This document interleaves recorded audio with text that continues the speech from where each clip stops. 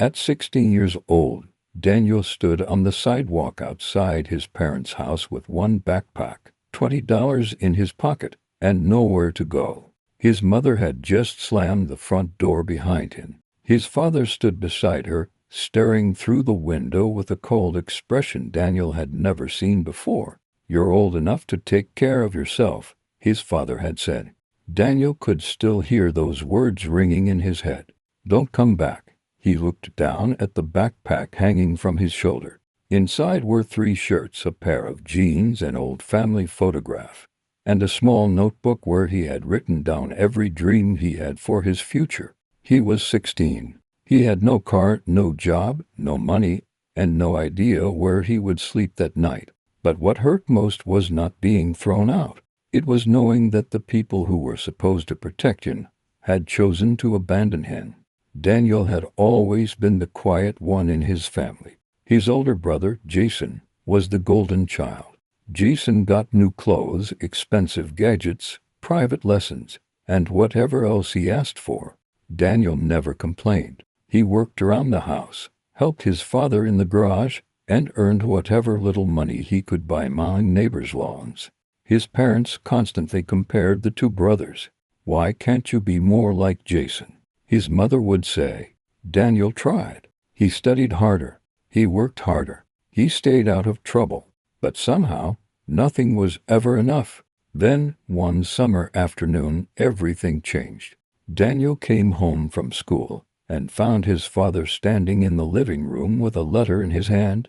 It was a letter from Daniel's school. He had won a scholarship competition that could help him attend a good college. Daniel thought his parents would be proud. Instead, his father looked furious. "College?" he asked. Daniel nodded nervously. "I want to study business." His father laughed. "And who's paying for that?" Daniel didn't know what to say. His mother immediately joined the argument. She said Jason needed their financial help because he was starting a business. Daniel tried to explain that he had earned the scholarship himself, but his father wasn't listening. Then came the sentence that destroyed Daniel's childhood. "We've done enough for you. If you think you're such an adult, then go live like one." Daniel thought they were bluffing. He was wrong. His father opened the front door, pointed outside, and told him to leave. Daniel begged. He apologized for things he hadn't even done.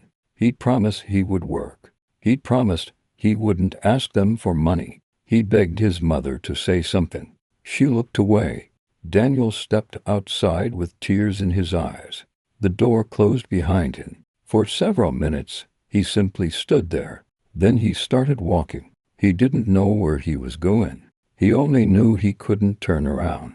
That night, Daniel slept on a bench outside a 24-hour laundromat.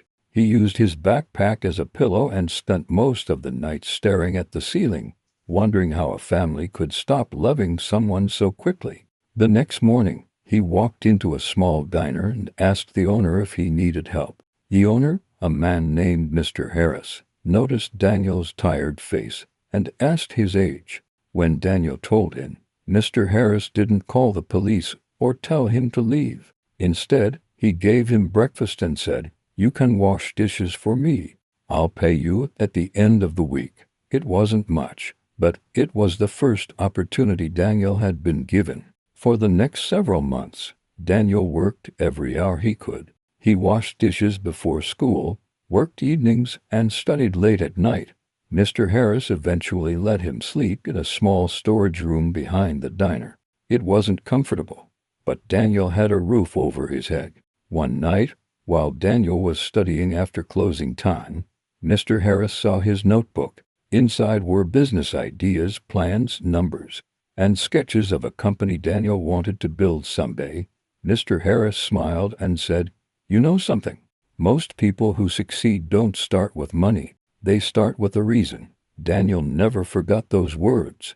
At 18, he used his scholarship and savings to attend college. He worked while studying. There were days when he survived on cheap noodles. There were nights when he slept only 3 or 4 hours. But every time he felt like quitting, he remembered that sidewalk. He remembered his father's words. He remembered his mother's silence, and he promised himself that one day he would never again allow anyone to decide whether he was worthy of a future. College wasn't easy. Daniel failed classes. He made bad decisions. He lost money on his first small business. But unlike before, every failure taught him something. During his final year, he developed a simple software system that helped small restaurants manage inventory and reduce wasted food. At first, only 3 restaurants used it, then 10, then 50. A year later, hundreds of businesses were paying for it. Daniel's little idea became a real company. By 25, he had employees. By 28, investors were calling in. And by 31, his company had grown into one of the fastest-growing technology businesses in the region. Daniel had money now, more money than he had ever imagined as that 16-year-old boy on the sidewalk. But money wasn't what made him happy. What made him happy was knowing that he had built his life without becoming the person who had once hurt him. He never contacted his parents, not because he hated them, but because he had finally learned that sometimes healing requires distance. For 15 years, Daniel heard almost nothing about them. Then, one rainy Tuesday morning, his assistant walked into his office holding an envelope. "This came for you," she said. Daniel opened it. The handwriting was unmistakable. It was from his mother. His hands froze. He hadn't seen that handwriting in 15 years. The letter was short. His parents were struggling. His father's business had collapsed. Jason's company had failed, leaving the family with massive debts. Their house was being threatened with foreclosure. They had heard about Daniel's success. His mother wrote that they missed him. She asked if he would come home. Daniel read the letter twice. Then he placed it on his desk. For the rest of the day, he couldn't concentrate. That evening, he opened the old notebook he had carried with him when he was 16.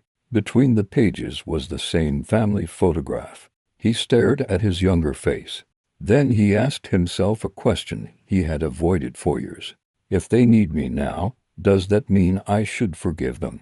The next morning, Daniel drove to the neighborhood where he had grown up. His old house looked smaller than he remembered. The paint was peeling. The garden was overgrown. He parked across the street and sat inside his car for several minutes. Then he walked toward the front door. His mother opened it. For a moment, neither of them spoke. She looked older, much older. Her eyes filled with tears. "Daniel," she whispered. Behind her stood his father, the same man who had thrown him out 15 years earlier. But now there was no anger in his face, only shame. His father looked at him and said something Daniel never expected to hear. "I was wrong." Daniel stood silently. His father continued, "I thought you would fail without us. I thought you weren't capable of making anything of yourself. I was wrong." Daniel looked around the house. The place was filled with memories, but they no longer controlled him. His mother began crying. "We want you to come home," she said. Daniel almost laughed, but he didn't. He understood what she meant. They didn't simply want him to visit. They wanted the family back. They wanted the successful son they had once rejected to rescue them. Daniel took a deep breath. "You asked me to leave when I was 16, he said quietly. "Do you remember what I had with me that night?" His father lowered his head. "A backpack," Daniel continued. "3 shirts, $20, and a notebook." His mother covered her mouth. Daniel looked directly at his father. That boy didn't know where he would sleep. He didn't know how he would survive. But he survived. And he became the man standing here today. Nobody spoke. Daniel could have humiliated them. He could have reminded them of every insult. He could have told them that they deserved to lose everything. But revenge had never been the real goal. The real victory was that he no longer needed their approval. Daniel told them he would help them pay off the immediate debts and make sure they had a safe place to live. But he would not move back into the house, and he would not pretend the past never happened. His father looked surprised. "Why would you help us after what we did?" Daniel answered, "Because I know what it's like to have nothing. And I don't want to become the kind of person who watches someone suffer just because they hurt me." His mother cried harder. His father stepped forward and hugged him. Daniel stood still for a moment before finally returning the hug. It wasn't a perfect reunion. 15 years of pain couldn't disappear in one afternoon. But it was a beginning. Months later, Daniel visited them regularly. His relationship with his parents slowly improved, but on new terms. There were boundaries. There were difficult conversations. There were apologies that came years too late. And there were moments when Daniel still remembered that sidewalk. But now, when he remembered it, he didn't feel powerless. He felt proud, because that 16-year-old boy had survived the night he thought would destroy him. He had turned rejection into determination, loneliness into independence, and pain into purpose. Years later, Daniel returned to the same laundromat where he had slept during his first night alone. The building was still there, but the old bench had been replaced. He stood outside and smiled. Then he made a decision. He bought the building and turned it into a small community center that offered food, temporary shelter, and job training for young people who had nowhere to go. On the wall, he placed a simple sentence: "Your worst night does not have to become your worst life." Daniel had once believed being kicked out of his home was the end of his story. It wasn't. It was the moment his real story began. His parents thought they were sending away a 16-year-old boy who would fail without them. 15 years later, they stood at their front door asking that same boy to come home. But Daniel had already built a home inside himself, and that was the one thing nobody could ever take away from him.